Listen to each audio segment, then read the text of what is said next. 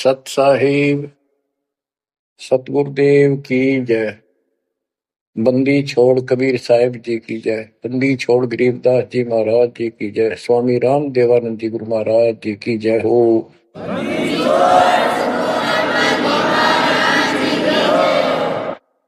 सर्व संतों की जय, सर्व भक्तों की जय, धर्मी पुरुषों की जय। श्री काशी धाम की जय, श्री सुडानी धाम की जय, श्री क्रोथा धाम की जय, श्री बरवाड़ा धाम की जय। सत साहिब परम पिता परमात्मा कबीर जी की सीम कृपा से बच्चों आपको सूक्ष्म वेद का ज्ञान प्राप्त है। आप सूक्ष्म वेद बांच रहे हो, सूक्ष्म वेद सुन रहे हो, पढ़ रहे हो। ऋग यजु है श्याम अथर्व चारों वेद चितभंगी रे। सूक्ष्म वेद बांचे साहेब का सोहंसा सतसंगी रे।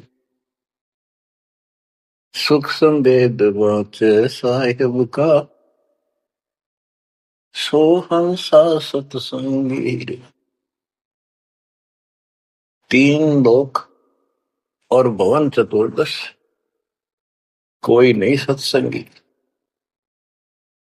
बच्चों ये बातें यदि आप पहले सुनते, आपको यह सब प्रमाण, ये संपूर्ण ज्ञान प्राप्त ना होता तो आपका माथा ठनका हो, आपके मन में सौ दोष दास के प्रति आते कि यू पता नहीं क्या बकवास करता है, क्या किसी को भी ज्ञान नहीं। यही शंका आदरणीय धर्मदास साहिब जी की मन में आई थी संत जी के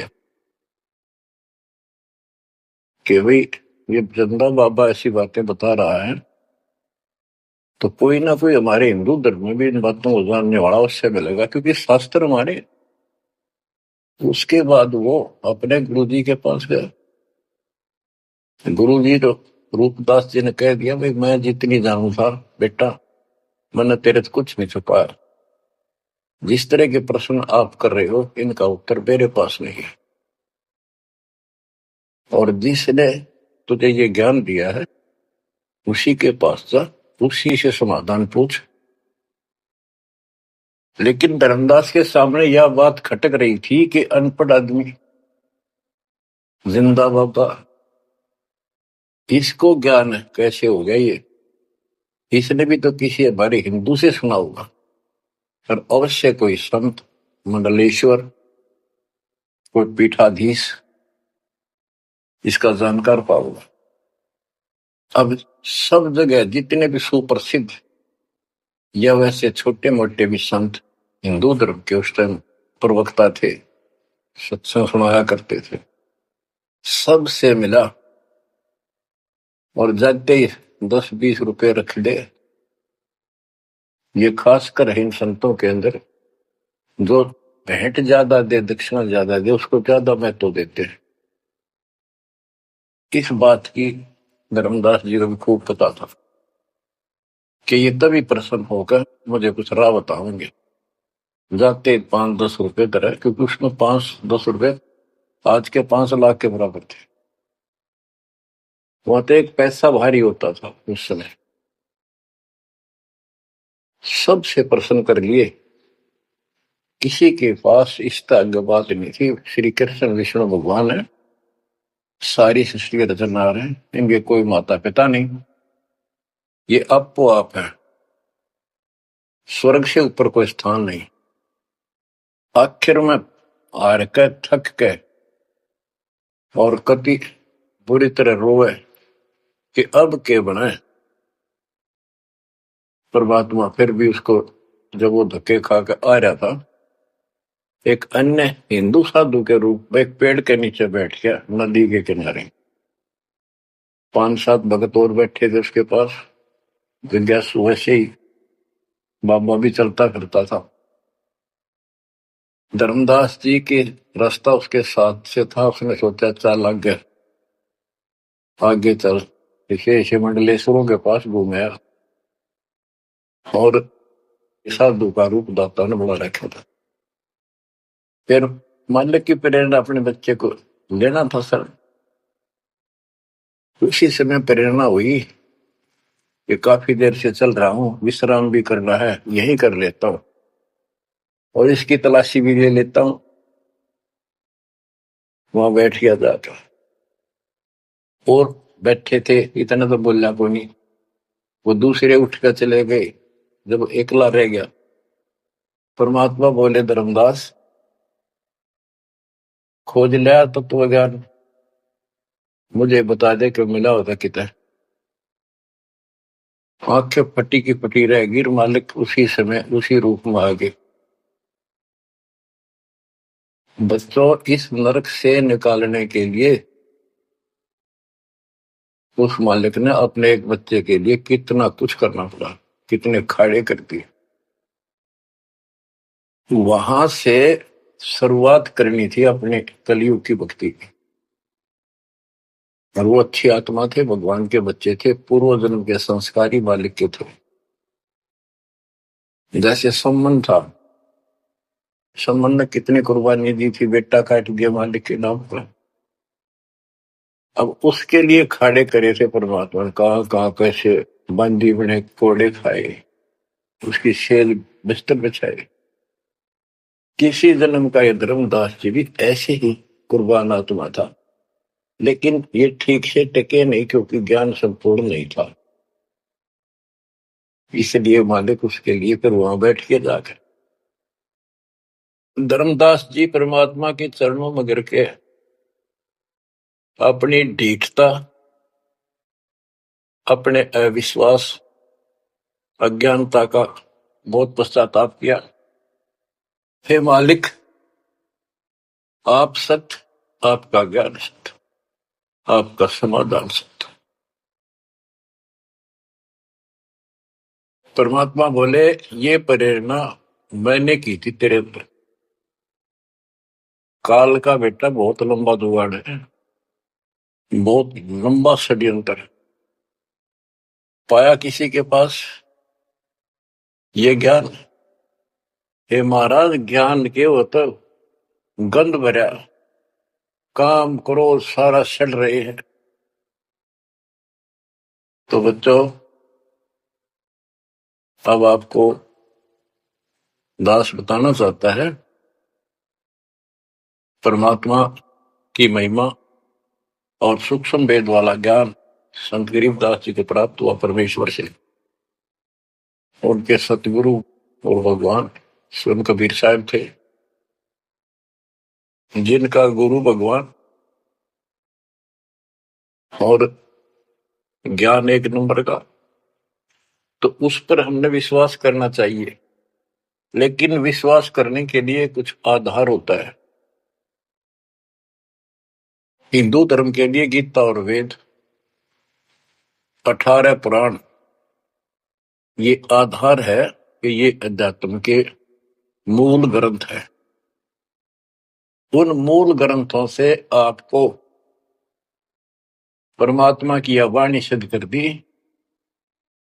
ऋग यजु है साम अथर्व, चारों वेद चित भंगी रे, सूक्ष्म वेद वाचे साहेब का, सोहन सा सतसंगी रे। 3 लोक और भवन चतुर्दश, कोई नहीं सत्संगी। क्यों? क्योंकि उनके पास ये तत्व ज्ञान नहीं। बच्चों, यजुर्वेद अध्याय 40 मंत्र 10 में यही कहा है, कोई तो भगवान को साकार कहता है, रामकृष्ण रूप में, अवतार रूप में आने वाला। अन्य कहते हैं वो कभी साकार होता ही नहीं, वो तो निराकार है।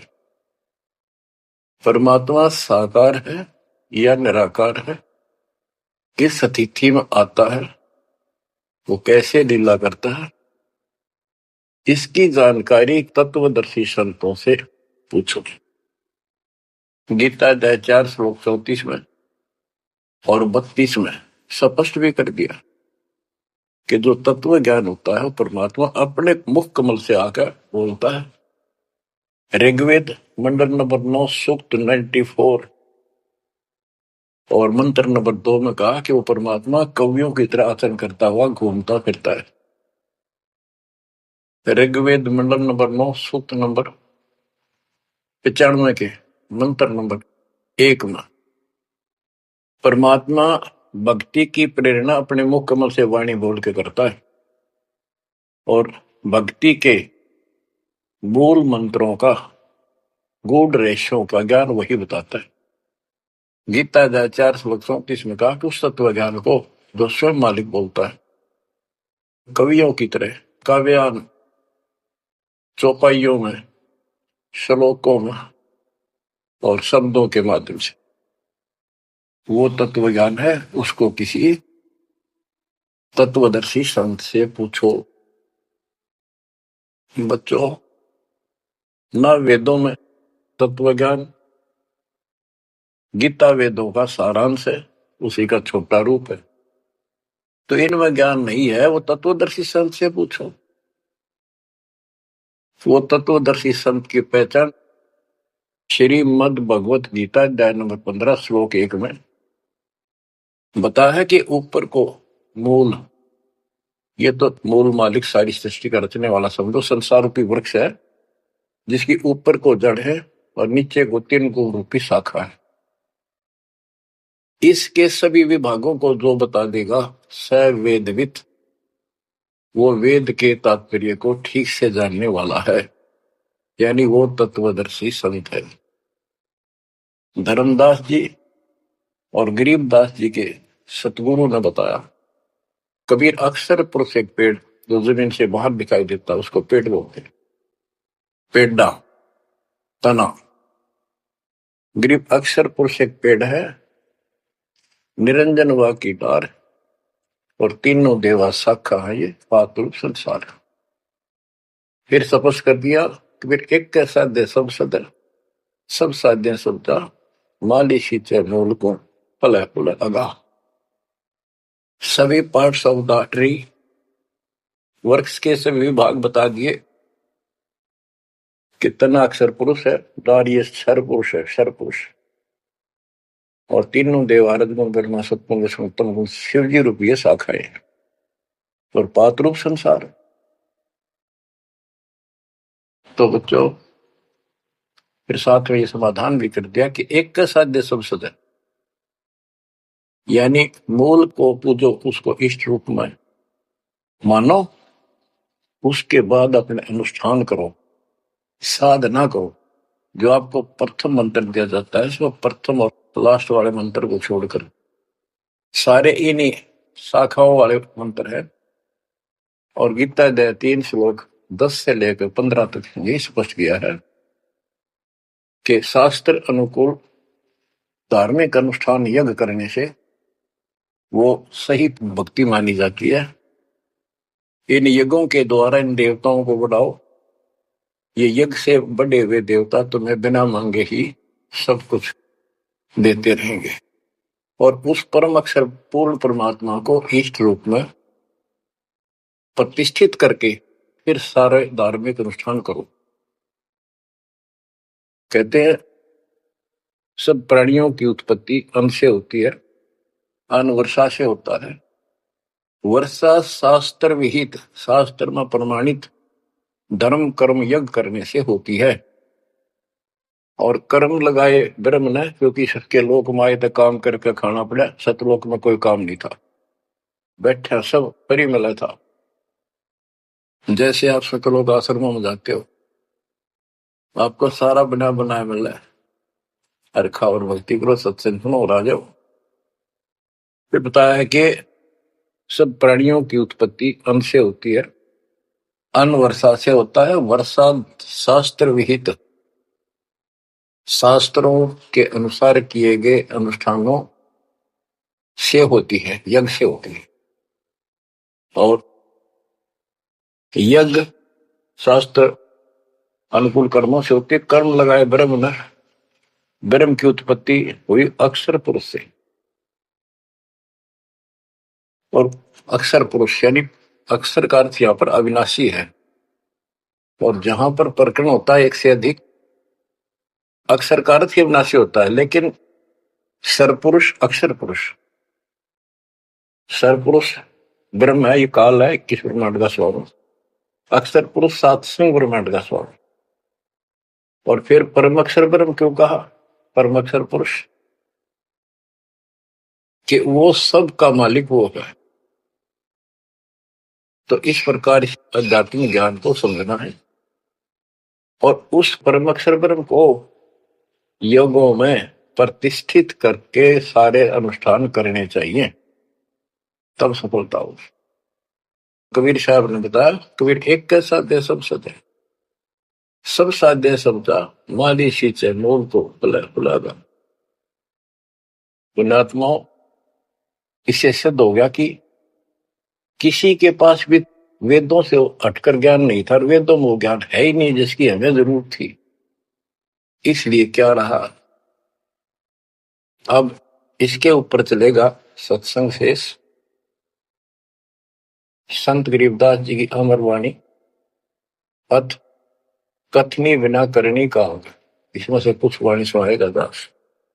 जैसे आपको बताया गया कि काशी विद्यापीठ पढ़कर ब्राह्मण आते थे, उनको विद्वान माना जाता था, उनकी दुकान बढ़िया चला करती थी यहाँ भोले समाज में। तो गरीबदास जी उस पढ़ाई के बारे में कहते हैं जो वो पढ़ा करते हैं, केवल लोगों को ठगने के लिए। गरीब पढ़ना गुणना चातुरी, यह तो बात सुगम, सत सुकृत और बंदगी, या है बात अगम। के ये गीता वेद पुराण पढ़े लिए, चतुरता दिखा दी, बड़े बड़े लेक्चर झाड़ दिए, ये तो बहुत आसान है। लेकिन सत सुकृत, सच्ची भक्ति, सच्चे अच्छे कर्म और भक्ति, सच्ची भक्ति, बंदगी, प्रणाम, बंदगी के अंदर वजह सारा कुछ आ जाता है, भक्ति भी आ जाती है, मंत्र भी आ जाते हैं, प्रणाम भी आता। कई बार विशेष तौर पर बंदगी प्रणाम को बोलते हैं, बंदगी प्रार्थना भी कही जाती है। फिर बताते हैं कि सत्य सुकृत अच्छे कर्म और बंदगी, परमात्मा की स्तुति नमस्कार प्रणाम भक्ति सच्चे ढंग से पूरे गुरु से प्राप्त करके तत्व ज्ञान के आधार से करना, यह है बात अगम, ये ऊंची बात है, आगे की है, बहुत सबसे आगे की, सबसे श्रेष्ठ। गरीब पढ़ना गुणना रोग है, उलझे दुनिया माही, 52 अक्षर में बंद रहे, आगे की सुध नाही। संस्कृत भाषा के 52 अक्षर बताए, इसको इसलिए सिद्धार्थ कहते हैं जो संस्कृत से सीमित है, इन ग्रंथों तक सीमित है, इनमें वो ज्ञान है नहीं, ये उलझे दुनिया में इस लक्ष्य 84 के चक्कर में रह गए। गरीब पढ़े गुणे पावे नहीं, अनपढ़ने से न्यार, अकोचर छंद है कैसे पावे पार। कहते पढ़े गुणे पावे नहीं, अनपढ़ने से न्यार, यानी जो चतुरता दिखाने के लिए पढ़ते हैं वो कभी नहीं परमात्मा प्राप्त कर सकते, ना वो ज्ञान मिले। अनपढ़ने से न्यार, के बिना पढ़े भी बात नहीं बने। अब जैसे आप अक्षर ज्ञान प्राप्त कर रहे हो, आप भले अपनी रोजी रोटी के लिए कर रहे हो, लेकिन अब इस पढ़ने से आपको अपने मूल ग्रंथ समझ में आ जाएंगे। ये सूक्ष्म वेद है, इसके अंदर जो गूढ़ रहस्य है वो अन्य वेदों से भी उत्तम और गहरे हैं। इसमें कह दिया पढ़े गुणे पावे नहीं, यह पढ़ाई है वो तो मूर्ख बनाने की। अनपढ़ से ना, जो नहीं पढ़े वो भी दूर रहेंगे। हमारे को अक्षर ज्ञान नहीं था, इसलिए हम इन चतुर लोगों की बातों में फंसे रहे। गरीब वेद कथें चित चूक है, मन में मान मरोड़, कहने मात्र के तो पंडिता, ये होते के ढोर।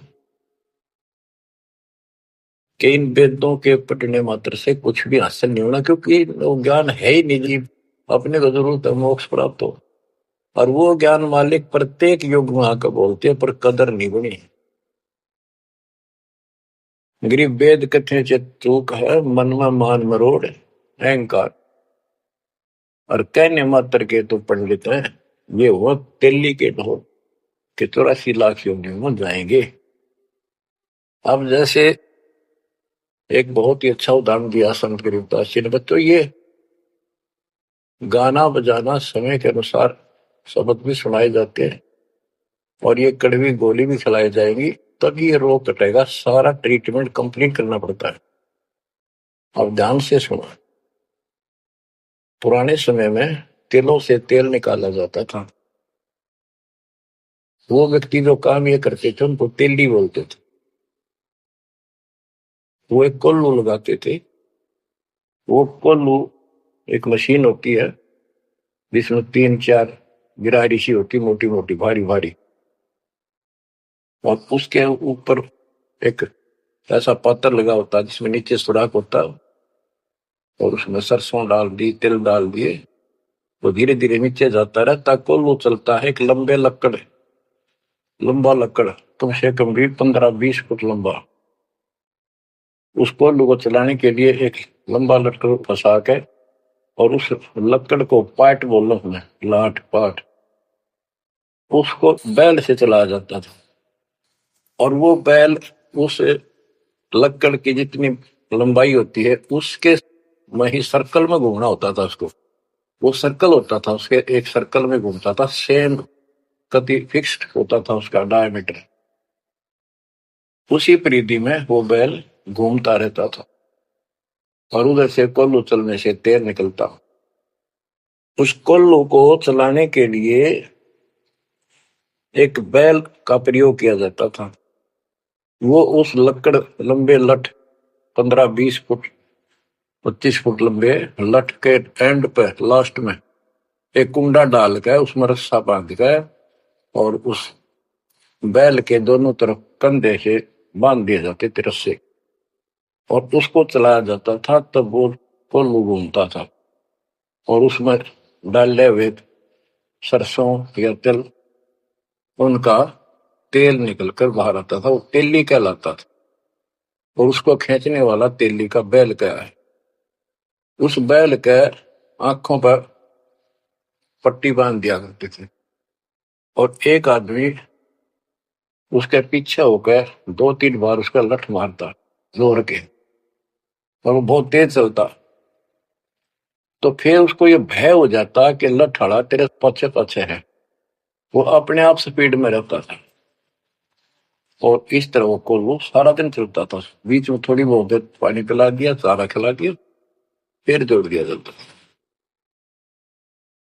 तो उसका केवल सीमित दायरा था, उससे 12 कदम भी नहीं जा सकता था वो। अब इसके ऊपर ये कुछ वाणियां आपको समझाने के लिए बताना पड़ा। इतना गजब का ज्ञान दिया इसमें, 100 का 100 सत्य है। गरीब वेद कथे चित चूक है, मन में मान मरोड़, कहने मात्र के तो पिंडता, ये हो तेली के डो। ये अगले जन्म में तेली के बैल बनेंगे। एक तो गान ये दिया है कि जो साधना ठीक नहीं करते तो शुद्ध नहीं हो जाएगा। फिर पीछे तू पशुआ की जय गद्दा बैल बनाई, ये 56 भोग कहाँ मन भोरे, कहीं कुरड़ी चरने जाई। इस वाणी का तो ये अर्थ है। अब इसके ऊपर आगे देखो, गरीब आंख बंद है दिखे नहीं, चल मारो मार तेली के तो बैल को घर ही कोस हजार के आंख बांध दी बैल की और उधरता चलो मारो मार वो सपेटते चलता रहता। उस तेली के बैल को उस सर्कल के अंदर ही सारा दिन एक महीने में 50,000 कोस एक महीने में तय कर देता, यानी एक कोस 3 किलोमीटर, यानी 1.5 लाख किलोमीटर वो एक महीने में पूरे कर देता। उसमें चल चल के इतना सफर तय कर लेता, रहता वही ठेकान, एक कदम उससे बाहर नहीं जाता। बच्चों ये स्पिरिचुअल लेक्चर है या आध्यात्मिक घंटी दे रहा हूं आपकी स्कूल की, जिसको ऐसे समझाने से आपके अंतःकरण में योगदान रचेगा। एक क्या होता था पहले, जैसे फसल होती थी गेहूं चने, इनको अलग करने के लिए भूस से एक गाटा जोड़ा जाता था, गाटा, उसके बीच में एक लठ गाड़ के मोटा था, उसका रस्सा बांध के फिर 5 7 10 पशु, जिसमें भैंस गाय काटड़ा काटड़ी ऐसे सिर में बांध दिए जाते थे, और बीच में लठ गाड़ दिया, उसके चारों तरफ वो भूस डाल देते थे, चने या गेहूं। क्योंकि दास ने देखा है, हम किसान के गर्जनों था, इसलिए 90% बच्चे किसान वालों को पता नहीं, जो शहर में रहते हैं, वो भूसे कैसे निकलता था, जिसकी ये वाणी जिस बारे बोली है। अब तो मशीनों से निकल जाता, कट कट कट कट 6 घंटे में, पहले महीना महीना लगे रहा करते। दास का जन्म ऐसे समय में दिया दाता ने जब वो 5505 निकट आ रहा था, और वो पिछला प्रोसेस सारा पता है जो एक वाणी में बोला गया है। दास को समझने में आसानी रही, आपको समझाने में आसानी होगी। तो उसको हम तो गाटा बोला करते, गाटा जोड़ रखे, वो सारे पशु एक लाइन में चलते रहते, चारों तरफ घूमते, जैसे तेली का बैल घुमा करता। ये उस फसल को काटने के लिए उनके पैरों के नीचे वो फसल कट जाती, छोटा छोटा तूड़ा भूस बन जाता, फिर उससे गेहूं चने अलग कर लेते और भूस अलग हो जाता, उसको गाटा बोला करे। और पलवल साइड इधर फरीदाबाद साइड में उसको धाए बोलते थे, धाए। धाए यानी पशुओं का एक समूह, एक से एक गले का रस्सा बांध दिया जाता था, वो बाहर नहीं जा सकते, अंदर आ नहीं सकते, क्योंकि एक दूसरे को धक्का नहीं दे सकते, वो एक लाइन में चलते थे चारों तरफ सर्कल में। अब इसको इन अज्ञानी गुरुओं के ऊपर सेट किया है दाता संत गरीबदास जी ने इस वाणी को। गरीब दाएं जुड़ी अज्ञान की गह घाटा ठोर, एक पेड़ चाले नहीं काट बड़ी बड़ी खोर। के जैसे वो पशुओं के द्वारा धाए जोड़ के घुमाई जाती है और वहीं घूम रहे होते, उससे अलग एक कदम नहीं जा सकते। तो जितने भी ये संत हैं, इन्होंने अपने अपने चेले बांध रखे, अपने अज्ञान वाले लटके, गुरु बनकर बैठ गया और उसको पशु बांध रखे, पशु पुत्र। वो इस जन्म मरण के चक्कर में यही गाटा गा रहे हैं, यही दाएं चल रही है उनकी। एक पेड़ चाले नहीं और कड है बड़ी बड़ी खोर, खोर मैंने बड़े बड़े कदम रखे, तेजी से चलना, पाथे डंडे लागे होंगे। तो ये सारे जितने भी चेले हैं, उनके जितने गुरु हैं, उनके जितने शिष्य हैं, उनको तो धाए बताई ये गाटा, और इस जन्म मरण के चक्कर को एक ये सर्कल बताया कि इसी में ये घूम रहे हैं, एक कदम इस बाहर नहीं जा पाए। जाना सतलोक है, जैसे किसी ने सफर करना है तो कदम जितने रखेगा मंजिल की ओर होते, ठीक रास्ते पर। और ये वहीं बांध रखे स्वार्थवश जिसने पशुओं को, वो तो उस सर्कल में घूम सके, उस तो बाहर जा ही नहीं सकता। गरीब दाएं जुड़ी अज्ञान की गह घाटा छोरे एक पेड़ चाले नहीं काट बड़ी बड़ी खोर। गरीबदास जी ने कहा है कोई है रे परले पार का जो भेद कहे झनकार का। वारई गोरख वारई दत्त यानी ये सब वार ध्रुव प्रहलाद अर्थ वार ही सारे ब्रह्मा भी वार ये भी वार सारे ब्रह्मा विष्णु महेश यहीं पर दुर्वासा वार ये गह गाटा ठोर। गरीब चार वेद सट शास्त्र पढ़े 18 पुराण सतगुर पूरा मिला नहीं पंडित हो सी सवान। ओह कबीर साहब कहते हैं गुरु बिन काहू न पाया ज्ञाना जो तो था वो छड़े किसाना। गुरु बिन वेद पढ़े जो प्राणी समझ अनुसार रहे ज्ञानी। बच्चों